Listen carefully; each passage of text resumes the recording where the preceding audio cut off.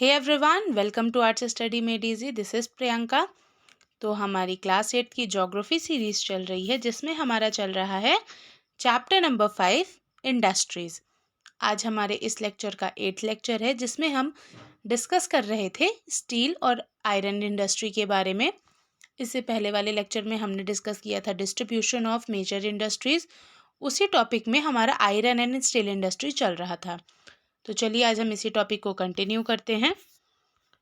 तो यहाँ पे जैसे कि लिखा है कि स्टील क्या है, ये है हमारी जो मॉडर्न इंडस्ट्री है, जितनी भी आज के ज़माने में जितनी भी इंडस्ट्रीज है उसकी ये बैकबोन है। बैकबोन यानी कि बेसिक रॉ मटेरियल। अब देखिए जो भी आपकी गाड़ी वगैरह हो गई, ठीक, कोई भी इंडस्ट्री में कुछ ना कुछ ऐसा मटेरियल है, इम्पॉर्टेंट मटेरियल, जो कि स्टील से बना है, इसीलिए इसे बैकबोन कह रहा है। ठीक, जैसे यहाँ पे लिखा है almost everything we use is either made of iron और स्टील और has been made with tools and machineries of these metals. इसमें क्या कह रहा है कि भाई जो भी चीज़ें हम यूज़ करते हैं या तो वो आयरन से बनी है या तो स्टील से बनी है या फिर ऐसे टूल्स से बनी है, ऐसे टूल्स की हेल्प से बनी है जो कि आयरन या स्टील से बने हुए हैं। यानी कि ये हमारे डेली लाइफ का बहुत ही इम्पोर्टेंट पार्ट हो चुके हैं। मेजर रॉ मटेरियल भी हम इसे कह सकते हैं, मेजर सोर्स है हमारी जो आजकल की मॉडर्न इंडस्ट्री है इन सब का। ठीक, जैसे कि यहाँ पे लिखा है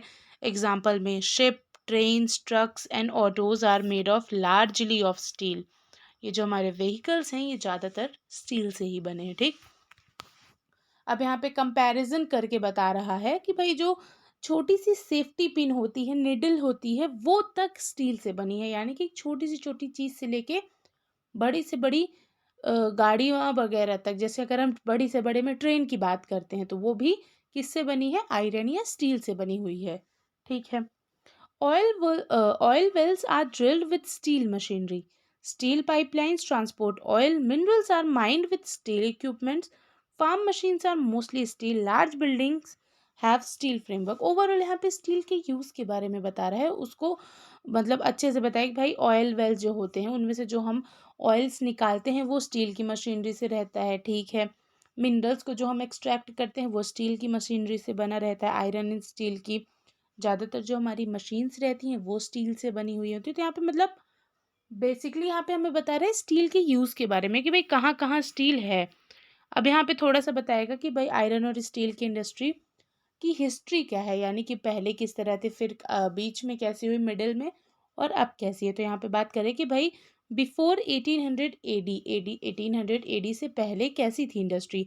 तो उस टाइम पे कहाँ पे लोकेटेड रहती थी हमारी आयरन एंड स्टील इंडस्ट्री, जहाँ पे उसको easily raw material, power supply और रनिंग वाटर मिल जाए, वहाँ पे मतलब हमारी इंडस्ट्रीज लोकेटेड होती थी।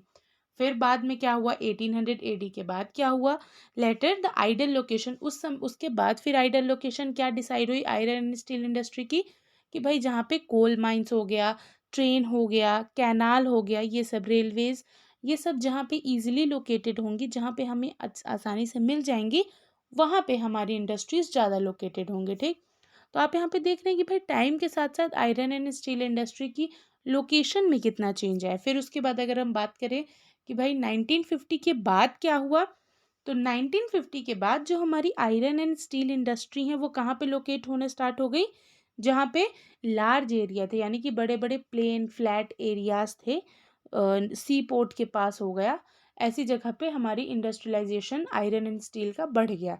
अब ऐसा क्यों हुआ, तो भाई समय के साथ साथ 1950 तक में हम इतना डेवलप हो चुके थे और हमारे यहाँ ज़्यादा स्टील प्रोडक्शन होने लगा जिसे हम इंपोर्ट करने लगे, इसीलिए ये सी पोर्ट के पास इनका ज़्यादा इंडस्ट्रियलाइजेशन हुआ। ठीक, जैसे यहाँ पे क्या बता रहा है कि this is because by this time steel works hard had become very large and iron ore had to be imported from overseas। यानी कि अब तक इस समय तक हमारे जो स्टील है उसका यूज़ बहुत ज़्यादा होने लगा था, और दूसरी बात जो आयरन ओर और स्टील है इन सबको हम इंपोर्ट करने लगे थे अपने यहाँ से, ओवरसीज से। ठीक, ओवरसीज यानी कि समुद्र के रास्ते। तब देखिए ये एक बहुत बढ़िया डायग्राम है जिसमें समझा रहा है। ठीक, एक मिनट ब्रश ऑन कर लें हम।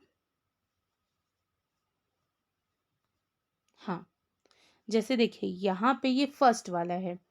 ठीक। द बेस्ट लोकेशन जहाँ पे मतलब इनको ईजिली रॉ मटेरियल, यहाँ पे अब जैसे देखिए एरिया है, ईजिली इन्हें रॉ मटेरियल मिल जाए, पावर सप्लाई मिल जाए, तो ये यहाँ पे रहते थे। फिर उसके बाद the best location from 1800 to 1950 के अराउंड क्या थी भाई, जहाँ पे हमारी कोल माइंस रहेंगी, ठीक, जहाँ पे हमारी रेलवेज रहेंगी, वहाँ पे हमारी iron and steel industry located रहेगी, ठीक है। और आज की डेट में 1950 के बाद की बेस्ट लोकेशन क्या हो गई, ये जो हमारा सी पोर्ट है यहाँ वाला, ठीक है। ये हो गया हमारा फर्स्ट, ये सेकंड और ये थर्ड। तो यहाँ पे, अब यहाँ पे देखिए क्यों यहाँ पे हो गया, क्योंकि अब हम इजीली आयरन ओर और स्टील को हम इंपोर्ट करने लगे, इसलिए हमारी रूट वाली जो सी पोर्ट वाले एरियाज थे वो ज़्यादा इंपॉर्टेंट हो गए। तो ऐसे मतलब टाइम के साथ साथ आयरन एंड स्टील इंडस्ट्री की लोकेशन बदलती रही है, जैसे जैसे उनका यूज़ बढ़ा, जितना ज़्यादा वो हमारी लाइफ में यूज़ होने लगे, उतना ज़्यादा उनके में विकास हुआ, डेवलपमेंट हुआ। ठीक है, चलिए अब आगे देखते हैं। The changing location of iron and steel industry, ये था। अब यहाँ पे बता रहे कि भाई इंडिया में कहाँ कहाँ है, थोड़ा यहाँ पे देख लेते हैं भाई कैसे डिस्ट्रीब्यूटेड है। तो in India iron and steel industry has developed taking advantage of raw material, cheap labour, transport and market. तो हमारे इंडिया में आयरन एंड स्टील इंडस्ट्री कैसे बढ़ा, तो भाई उनको जहाँ जहाँ पे रॉ मटेरियल अच्छा मिलता गया, चीप लेबर यानी कि सस्ता लेबर हो गया, ट्रांसपोर्ट और मार्केट फैसिलिटी उनको मिल गई, वहाँ पे इंडस्ट्रियलाइजेशन ज़्यादा हो गया। All the important steel producing centres, अब यहाँ पे इम्पॉर्टेंट स्टील प्रोड्यूसिंग सेंटर्स की बात कर रहा है, जैसे कि भिलाई हो गया, Durgapur, Burnpur, Jamshedpur, Rourkela, Bokaro are situated in the region that spread over 4 state. तो ये जो डिस्ट्रिक्ट्स थे, ये जो एरियाज थे, कहाँ पे हैं मोस्टली, मोस्टली ये 4 स्टेट्स में है। कौन कौन से हैं, वेस्ट बंगाल, झारखंड, उड़ीसा, छत्तीसगढ़। ठीक है, अब यहाँ पे मतलब ओवर बताया था, यहाँ पे लोकेशन के बारे में बता रहा है। फिर यहाँ पे भाद्रवती एंड विजयनगर ये कर्नाटका में है, Visakhapatnam in Andhra Pradesh, Salem in Tamil Nadu are other important steel centres utilising local resources. तो ये मतलब यहाँ पे बेसिकली बता रहे हैं कि इंडिया में कहाँ कहाँ स्टील के सेंटर्स हैं उसके बारे में, ठीक है। ये देखिए ये मैप है हमारा, तो इस मैप में क्या है, एक मिनट, तो इस मैप में क्या है, मतलब जो भी आयरन और प्रोड्यूसिंग एरियाज थे, वो वर्ल्ड के जो आयरन और प्रोड्यूसिंग मोस्टली लो एरियाज हैं उसके बारे में। जैसे हम यहाँ पे यूरोप के साइड देख सकते हैं इधर, फिर ये जर्मनी हो गया, रशिया, इधर चाइना के पास, जापान, यहाँ पे इंडिया में देख सकते हैं आप, इधर वेस्ट बंगाल साइड में आयरन और है, साउथ अफ्रीका, इधर ब्राज़ील। ये मतलब ये जो ब्लैक ब्लैक स्पॉट्स हैं ये पूरे एरियाज है, जैसे इधर Canada side, United state America में, यहाँ पे पूरे ये मतलब एरियाज है जहाँ से आयरन ओर निकलता है, आयरन ओर को इंपोर्ट किया जाता है, ठीक है। तो ये आयरन ओर की लोकेशन हो गई, और अभी हमने इंडिया में देखा कि भाई स्टील कहाँ कहाँ पे होता है। इसके आगे हम नेक्स्ट लेक्चर में डिस्कस करेंगे। Thank you for watching and stay tuned with us.